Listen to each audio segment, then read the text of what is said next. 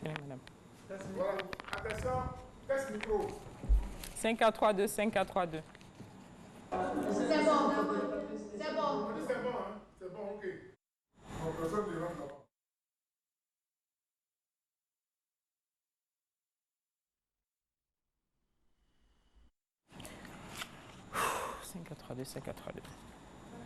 Bonsoir à tous. Le Covid-19 a nécessité la prise de décision au sommet de l'État.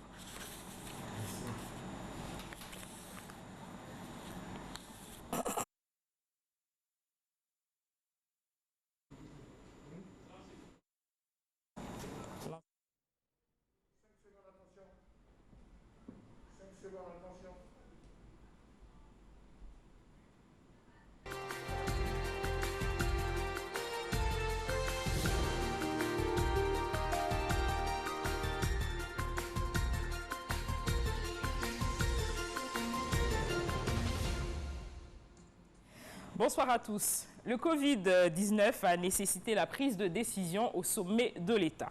Parmi ces décisions, nous avons la suspension de l'école en vue de protéger nos enfants qui devront rester à la maison jusqu'à nouvel ordre. En quoi consiste cette retenue à la maison? Que prévoit-on pour meubler les journées de nos enfants? Ou encore, quelle organisation de protection de la part des parents? Autant de questions consacrées au suivi des enfants en cette période de crise sanitaire. Ça fait l'actualité, vous invite à décrypter le sujet.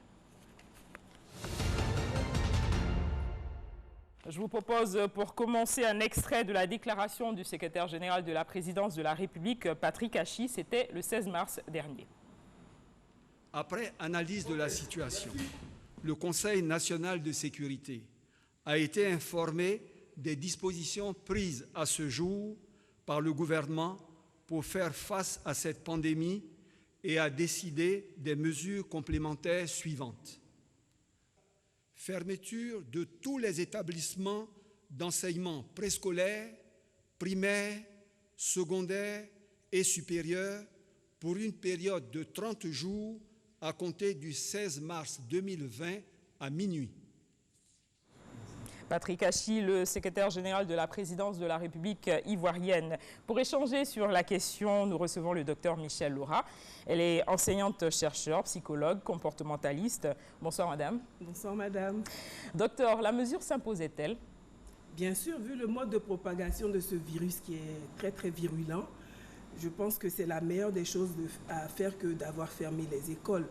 Parce que, comme on le sait, ce virus se transmet très rapidement et de façon insidieuse au simple contact des mains avec une surface infectée ou avec des sécrétions d'une personne infectée. Donc, vu comme nous vivons en collectivité, c'était la moindre des choses à faire. Vous savez comme moi que tout le monde ne respecte pas à la lettre ces mesures restrictives, même d'autoprotection. Comment est-ce qu'on peut expliquer sinon motiver ces comportements suicidaires? Vous l'avez dit, ce sont des comportements suicidaires qui sont tout simplement dus à l'ignorance de la gravité de la maladie et aussi à l'affluence de mauvaises informations, de fausses informations sur les réseaux sociaux. Il y a une surinformation qui fait que sur les réseaux sociaux, on trouve du vrai et surtout malheureusement en grande majorité des informations erronées. Et ces personnes qui ne prennent pas leurs précautions ou qui plaisantent sur des sujets très graves pensent être à l'abri de la maladie. Or, il n'en est rien du tout. Cette décision taillée pour la situation d'urgence déstabilise plus d'une personne, notamment les familles. Oui. Sephora Zegui s'est rendue dans quelques familles. Son constat que je vous invite à suivre. Vous faites quoi comme ça? Descendez! Descendez! C'est quelle histoire ça? Martine, cette maman de 4 enfants, est visiblement au bout du rouleau. Depuis la fermeture de l'école le 16 mars dernier par le gouvernement pour limiter les risques de contamination au Covid-19, plus de répit pour elle. Sage-femme en fonction et domiciliée à Yopougon, elle a dû anticiper son congé annuel pour garder ses enfants pendant cette période. C'est même pas facile. Matin, ils vont se réveiller. Après le petit déjeuner, ils commencent à faire du bruit. Je crie toute la journée. En moins qu'ils vont dormir, là je me repose. S'ils ne dorment pas, je suis sur pied.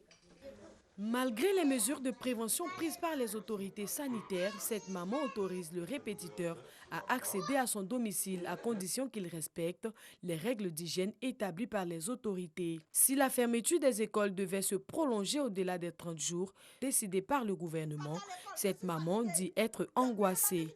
Je craque déjà.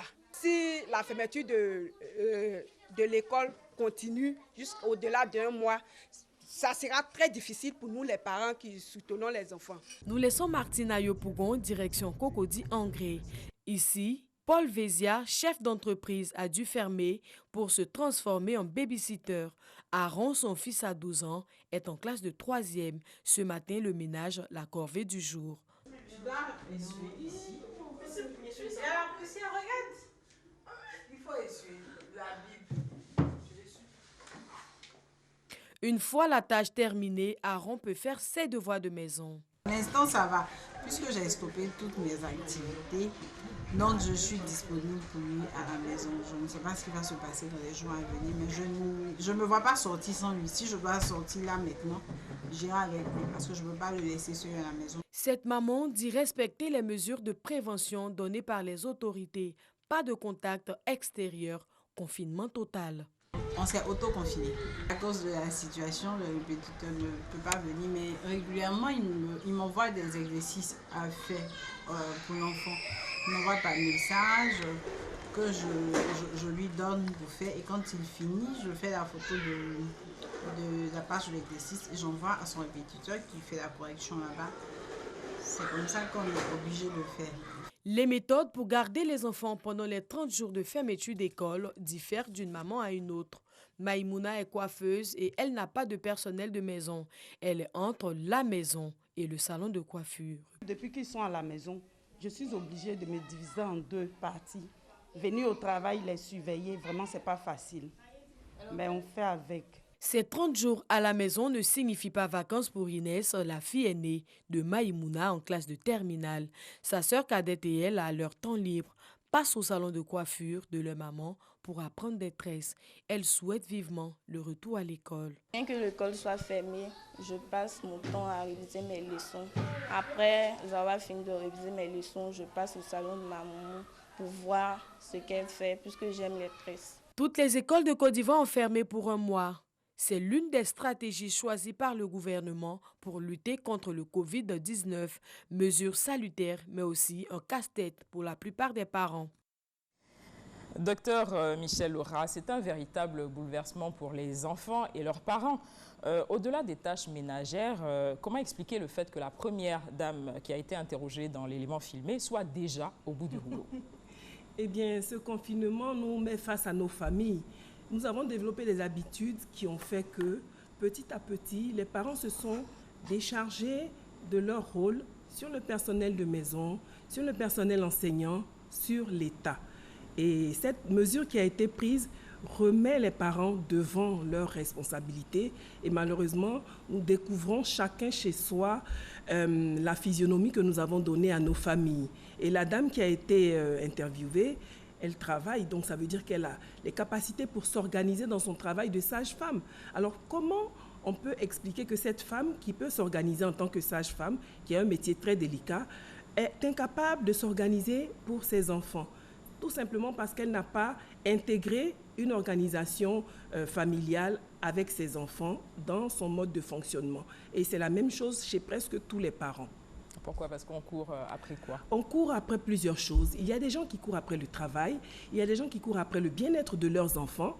Malheureusement, on gagne de l'argent pour ce bien-être-là, mais si cet argent n'est pas bien utilisé, on a l'effet inverse parce que les enfants ne sont pas encadrés, ils ne sont pas éduqués et ils ne sont pas aimés. On ne peut pas remplacer l'amour d'un parent par tout l'argent du monde. Et il faut du temps pour les enfants. Donc cette dame qu'on a vue, elle était à bout parce qu'elle ne sait pas y faire, elle ne sait pas comment s'y prendre. Pourtant, ses enfants sont tout petits. Et qui dit tout petit dit jeu, amusement. Est-ce que vous pensez qu'en milieu rural, la gestion de la retenue serait différente? Tout à fait. En milieu rural, malheureusement, on a beaucoup moins de moyens qu'en milieu urbain. Vous l'avez vu dans l'élément, il y a la télévision, les jeux vidéo, même les manuels scolaires, des livres. Et en milieu rural, très peu d'enfants ont des manuels scolaires. Et à plus forte raison, très peu d'enfants ont des livres de divertissement ou des jouets. Donc en milieu rural, la physionomie du confinement sera tout autre parce que je pense que l'occupation des enfants sera beaucoup plus axée sur les tâches ménagères et domestiques. Le modèle de vie actuel en ville n'intègre pas, vous l'avez dit à l'instant, le quotidien des parents, les enfants dans le quotidien de leurs parents. Face à cette situation, on a le revers de la médaille. Oui, malheureusement, parce que ici... Le mal-être qui se révèle. Le mal-être qui se révèle et auquel il faut faire face. On n'a pas été préparé à cette mesure de confinement, mais n'empêche que le mal-être est là. Comment faire? Alors, ce qu'on peut voir, c'est peut-être parler des enfants par catégorie de profil. Donc, nous avons des enfants qui sont dans la petite enfance, on va dire à l'école maternelle. Pour cela, on peut tout simplement prioriser le jeu et tout transformer en jeu. Donc, ils ont déjà des jouets. Même s'ils n'ont pas de jouets, c'est facile de trouver une feuille blanche, faire des pliages, des coloriages. Si on n'a pas de feuille blanche, on peut imaginer des petites histoires, raconter des histoires de nos enfances à nos enfants. Parce que figurez-vous qu'il y a des enfants que j'ai interrogés qui ne savent rien de l'enfance de leurs parents. Parce qu'ils ne communiquent pas, parce qu'ils n'échangent pas là-dessus. Donc, pour les enfants en bas âge, il faut privilégier l'amusement, mais un amusement ludopédagogique. Ça veut dire qu'on joue, on apprend en jouant. Pour les enfants du primaire, ce sont les plus chanceux parce que de ma recherche personnelle, j'ai trouvé beaucoup d'exercices, beaucoup de jeux, beaucoup de palliatifs en ligne pour les enfants du CP au CM2. Donc, il y a des exercices à foison, qu'ils soient du système français ou pas. Il y a des exercices qui se présentent sous forme de jeu et qu'on peut faire quel que soit le système scolaire dans lequel l'enfant est inscrit. Pour les élèves du collège, c'est un peu plus compliqué parce que les collégiens ont des matières bien spécifiques. Par exemple, moi, je ne suis pas du tout forte en maths. Alors, quand je crie après mon fils pour faire les maths, il me dit « Toi, tu vas m'expliquer maths ». Je lui dis « Non, mais qu'est-ce qu'on fait en ce moment-là » On révise les leçons avec l'enfant. On essaie de comprendre. Les leçons sont écrites en français. Nous sommes dans un pays francophone. Donc, essayez, autant que faire se peut, à notre niveau, d'accompagner les enfants dans les révisions, dans les recherches en ligne aussi pour ceux qui ont les capacités de se connecter. Ou pour ceux qui n'ont pas les capacités, responsabiliser les plus âgés vis-à-vis des plus jeunes. Ceux qui sont en lycée peuvent aider ceux qui sont au collège et ceux qui sont au collège peuvent aider ceux qui sont au primaire.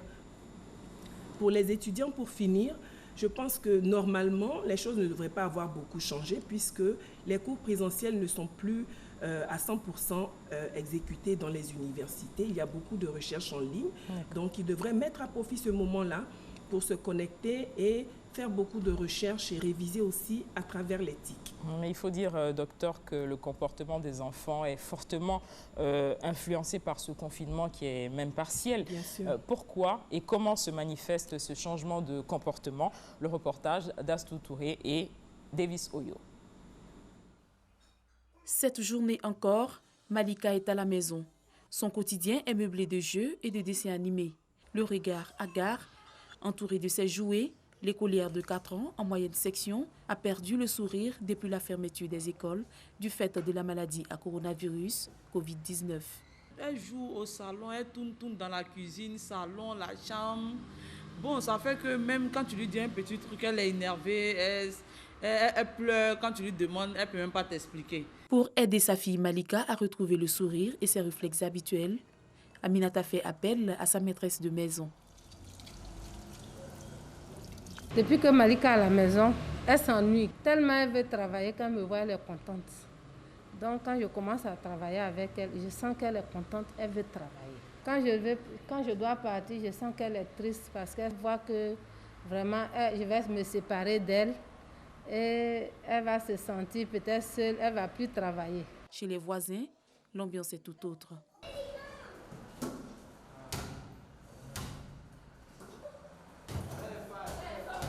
Cependant, les problèmes sont presque les mêmes. Les enfants ont envie de reprendre le chemin de l'école. Depuis qu'ils ont fermé l'école, mes amis me manquent, les professeurs, mes études. J'ai envie de faire des sorties familiales au glacier, des sortes commerciaux. Mes parents disent qu'on ne peut pas sortir à cause du coronavirus. Pour les parents, vivement qu'un remède soit trouvé pour mettre fin au Covid-19, de peur que les enfants soient affectés psychologiquement par ce confinement. Mesure essentielle pour protéger les tout-petits. Docteur Michel Laura, je rappelle que vous êtes enseignant-chercheur, psychologue, comportementaliste. Là, il y a le papa qui se trouve à la maison, qui veille sur les enfants. Une tâche assez compliquée, il paraît.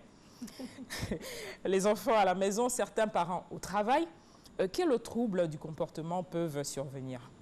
Les enfants sont stressés et le stress se manifeste en fonction du caractère de l'enfant, en fonction de sa personnalité. Donc il y a des enfants introvertis qui vont rentrer leur stress parce qu'ils seront angoissés, ils auront des questions qu'ils n'oseront pas partager avec leur entourage adulte, surtout si les adultes ne sont pas attentifs ou s'ils ne perçoivent pas les signaux d'alarme. Donc tout comportement anormal de l'enfant exprime forcément quelque chose. Et l'enfant n'attend qu'une chose, une oreille attentive et de la bienveillance. Donc, quand vous vous tournez vers un enfant que vous trouvez anormal ou anormalement calme, avec une mine de répression, l'enfant ne va pas s'exprimer. Par contre, si vous vous adressez aux enfants avec une mine bienveillante et une écoute, ils vont plus facilement se confier à vous. Mais les enfants, ils sont stressés parce qu'un enfant, c'est le mouvement, c'est la liberté, c'est courir partout, bouger comme on veut. Et là, ils sont comme attachés à un arbre et ils se sentent mal. Et ce malaise va augmenter dans plusieurs cas. Le premier cas, c'est le cas de la petite Malika qui apparemment est un enfant unique. Donc en cas d'enfant unique, l'enfant n'a pas de compagnon de son âge à la maison. Elle va très vite s'ennuyer. Il y a des familles où il y a des fratries, mais malgré le fait qu'il y a des frères et sœurs ensemble, non seulement ils vont se disputer, mais ils n'ont pas les mêmes centres d'intérêt en fonction des tranches d'âge qu'ils ont. Donc, vous avez entendu un petit garçon dire « mes amis me manquent » alors qu'il était entouré, contrairement à Malika. Donc, les centres d'intérêt varient. Donc, on cherche des amis de notre catégorie et c'est ce qui manque aux enfants. Et pour ceux qui ont des téléphones, on voit que la consommation en data a augmenté parce qu'ils sont connectés, ils sont en permanence en train d'échanger plus avec leurs camarades dehors qu'avec les personnes qui sont dans leur environnement familial physique.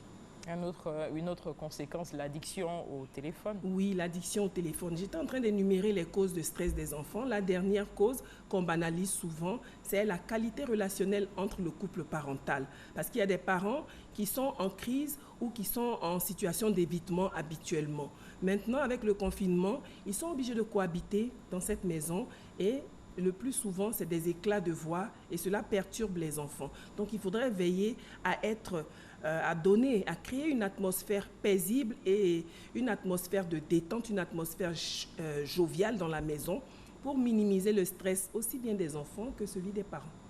En cette période de coronavirus, le cas extrême serait le confinement qui ne dit pas son nom pour une période prolongée. Quel doit être le comportement ou l'attitude du parent? Déjà, le parent doit se montrer rassurant.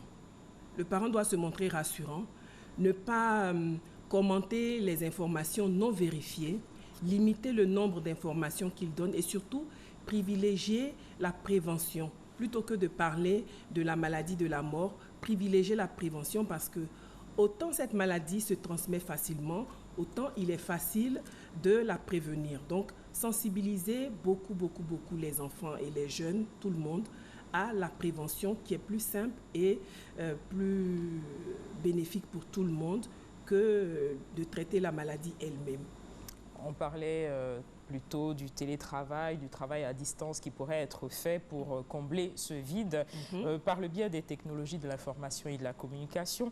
Ces méthodes sont cotées. Qu'en est-il pour les populations des zones rurales qui, on le sait, n'ont pas très souvent le choix? Ben, pour les populations des zones rurales, ce sont là encore les parents pauvres de cette situation parce que si on n'a pas accès aux TIC, on ne peut même pas communiquer avec des personnes d'autres zones ni des personnes qui sont dans une autre ville. Donc ils sont confinés et ils sont isolés. Donc cet isolement doit donner lieu à de l'ingéniosité pour combler cette défaillance-là. L'ingéniosité, par exemple, faire des passages de maître s'ils sont disponibles, où les enfants seraient pris vraiment de façon, en respectant les règles de sécurité, en respectant les distances sociales et pour des petits bouts de temps, les sensibiliser déjà et puis faire un suivi pour qu'il y ait une espèce de veille scolaire, pour ne pas qu'ils oublient tout ce qu'ils ont appris. Maintenant, si le confinement est total, là on n'y peut rien. Ces enfants-là seront livrés à eux-mêmes parce que qui dit confinement total dit règle stricte. On ne peut pas violer cette règle-là. D'accord. Quelle sera la continuité pédagogique? Vous êtes enseignante, chercheur. Comment est-ce que vous voyez cette continuité-là? Ben déjà, ce qui se fait en Côte d'Ivoire, c'est que les enfants du lycée et collège, ils sont très tics. Et j'entends autour de moi, je vois avec mes enfants, je vois avec les enfants de personnes avec qui je suis en contact téléphonique, qu'ils s'organisent. Ils ont des rendez-vous téléphoniques pour travailler ensemble, pour échanger sur des exercices, sur des devoirs. Et il y a même quelques professeurs d'écoles qui envoient les exercices par WhatsApp à leurs élèves. Donc ce serait une méthode à copier par le plus grand nombre parce que ça aide les enfants à être en contact avec les enseignants et avec des personnes de leur niveau scolaire, de leur cursus scolaire, de leur spécialité. Et ça leur donne aussi l'impression qu'ils sont en train de réviser dans le bon sens. Parce que quand l'enfant révise tout seul, qu'il a des doutes, il se décourage parce qu'il se dit peut-être que ce que je suis en train de faire n'est pas correct, alors il se démotive vite. Donc il y a cet effet de motivation mutuelle que l'on retrouve dans le travail en ligne des enfants et cela est à encourager. Comment est-ce que vous voyez l'après-coronavirus en termes d'heures de cours à rattraper, les enfants qui seront peut-être surbookés? En termes d'heures de cours à rattraper, je pense qu'on va appliquer des méthodes ad hoc, on va dire. Déjà, le programme ne pourra pas être déployé intégralement et si même on essaie de le déployer intégralement, en tant qu'enseignant, on n'aura qu'à concentrer les cours et à dispenser les grandes lignes des différentes thématiques mises au programme. On ne peut pas développer le cours comme si on avait eu une année normale. Là, il s'agira de compenser tout et de contracter pour pouvoir rattraper le temps perdu. En termes de relations psychologiques et relations sociales, l'après-coronavirus? En ce moment, ce qui se dénonce sur les réseaux sociaux, c'est la répression, mais il y a aussi derrière la répression, la défiance. Donc, il y a la sensibilisation à faire sur ces questions-là, parce que je pense que le tissu familial devrait être restauré. Par ce confinement-là, on devrait mettre le confinement à profit pour restaurer le tissu familial, l'évaluer et l'améliorer. Il faut non seulement revoir l'organisation domestique où on va impliquer tous les acteurs de la maison, mais aussi reconstruire le tissu familial sur le plan affectif parce qu'on a du temps pour le passer avec nos enfants, mais on ne sait pas comment le meubler parce qu'on n'est pas habitué. Donc, il faut se réapproprier nos vies familiales sur le plan affectif et sur le plan civique aussi. Il y a du travail à faire parce que le civisme, ça part dans tous les sens, l'incivisme part dans tous les sens. Donc, on devrait aussi colmater cette fracture-là et profiter du confinement pour sensibiliser sur tous les points que je viens d'énumérer. Docteur, certaines personnes n'ont pas l'occasion ou du moins ne pensent même pas aller voir un psychologue. Qu'est-ce que vous pouvez nous confier comme solution par rapport à cette prise en charge morale, mentale et psychologique? En ce moment, la demande est forte. La demande est forte, le malaise aussi existe. Et ce que je peux conseiller aux gens déjà, c'est de relativiser. Il ne faut pas être trop alarmiste parce que nous sommes confinés, on est enfermés. Donc, c'est une situation qui est déjà assez stressante. Donc, dans ce confinement-là, essayez de mettre de la gaieté, de la joie, amusez-vous, faites des projets, ayez des pensées, nourrissez des pensées positives. Pour ceux que ça apaise, priez, et pour ceux que ça apaise aussi, faites du bricolage, occupez-vous sainement, plutôt que de ruminer, plutôt que de rechercher l'information la plus alarmante possible. Ayez des réflexes de construire ou d'alimenter ce qui est positif et qui vous apporte du mieux-être. Les jeunes, ils sont... par ce confinement, les jeunes sont peut-être plus exposés, les étudiants notamment, parce qu'on a l'impression qu'ils doivent toujours être sur les tablettes. Quelles solutions vous pouvez leur proposer pour relâcher prise? Déjà, une rééducation, parce qu'il faut le dire, il n'y a pas que les jeunes qui ont développé une addiction au téléphone portable. Les adultes aussi sont addicts. Donc nous devrions profiter de cette période pour nous rééduquer et procéder à des sevrages. Par exemple, s'imposer des tranches horaires où nous allons utiliser le téléphone et le reste du temps, profiter les uns des autres. On n'aura pas toujours l'occasion d'être confinés, on n'aura pas toujours l'occasion d'être ensemble avec nos proches, avec ceux qu'on aime. Donc, profitons les uns des autres. Profitez. Qu'est-ce que vous entendez? Ben moi, je profite. Et comment vous faites la recette, c'est quoi? Ben, la recette, ben, je prends mon temps. J'apprécie les moments passés chez moi déjà. J'apprécie les moments passés chez moi avec mes enfants, avec mes proches. On danse, on joue, on discute, on traîne au lit, on traîne dans la maison, on range. Et on est heureux à ne rien glander. On prend du bon temps, tout simplement. Mesdames et messieurs, chers enfants, ce numéro de Ça fait l'actualité tire à sa fin. Avant, il importe de rappeler qu'il ne s'agit pas de congé, mais pour la retenue à la maison, il s'agit de mesures restrictives de prévention pour briser la chaîne de propagation du coronavirus et permettre au système hospitalier d'absorber progressivement le flux des nombreux malades à prendre en charge. Pour parler de la saine gestion et du suivi des enfants à la maison pendant cette période de Covid-19, nous recevions le docteur Michel Laura, enseignante-chercheur, psychologue, comportementaliste. Merci, docteur. C'est moi. Merci de nous avoir suivis. Très bonne suite de programme sur RTI1.